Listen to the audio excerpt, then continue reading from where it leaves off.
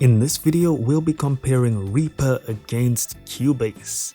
And we're gonna start it off with Reaper. So Reaper by Cocos Incorporated supports both Windows, Mac OS, and even Linux. It's very lightweight and efficient. When it comes to storage, the install size is only 120 megabytes for the minimum installation. Now, the small install size might make you think that Reaper is not to be taken seriously. Maybe it's something like Audacity, but I assure you this is a fully fledged functioning DAW.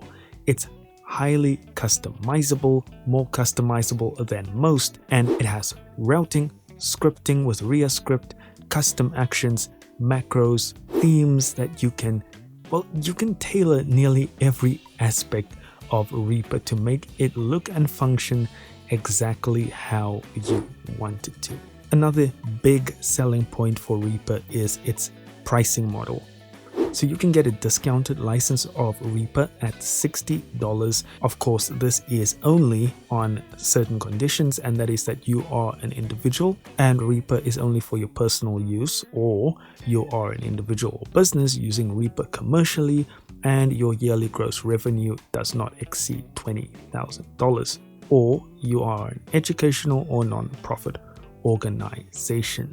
Now, if you do want to use Reaper and you don't meet those specific requirements, you can still pick up a commercial license at $225.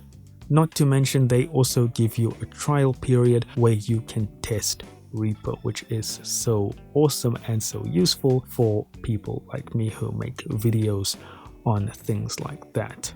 Now, I do have to point out some negatives of Reaper, and it's the one that I always point out, is that Reaper looks incredibly dated. Its whole design reminds me of Windows XP, Windows 95. No, I'm pushing it there. But again, with that flexibility and customization, it can look like whatever the heck you want it to look like.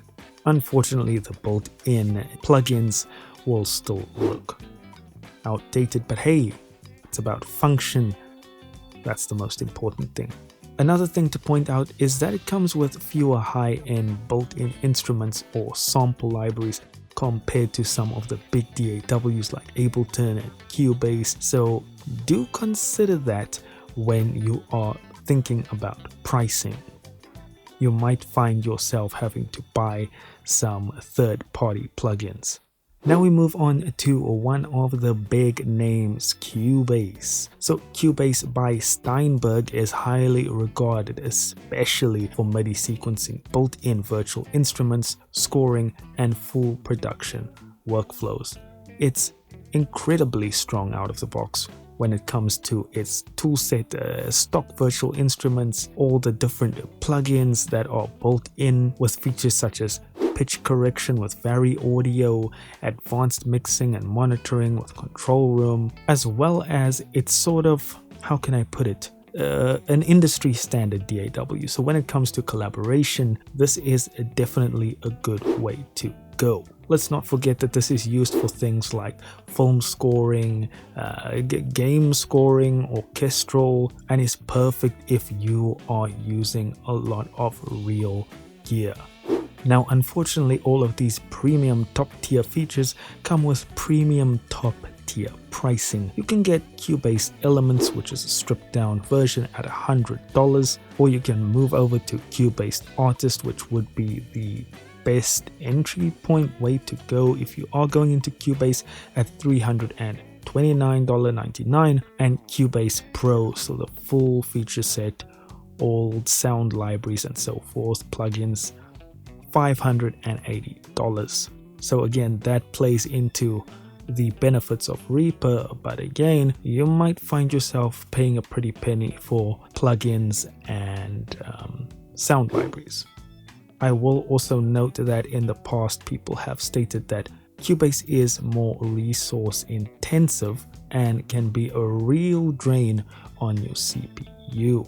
Now, I usually do mention the learning curve with Cubase, but I feel like there is quite a steep learning curve with Reaper as well, so it's not really a factor when we're talking comparison.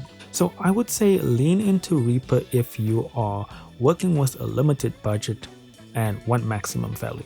You enjoy being able to customize your workflow, your interface, your routing, and building just your own personalized DAW. As well as if you need something lean and efficient on your hardware, you're not rocking the Beefington Max 7 3000 PC. Now choose Cubase if you work in a studio environment where advanced MIDI scoring and orchestration or built-in libraries really matter to you. You don't want to buy any extra plugins, you just want to get a DAW that's going to give you everything right out of the box, and you collaborate with other professionals who use Cubase or a similar workflow, as well as having the budget and the hardware to support the DAW. Guys, that is all I've got for you today. Thank you so much for watching. Don't forget to hit like and subscribe, and I'll see you in the next video.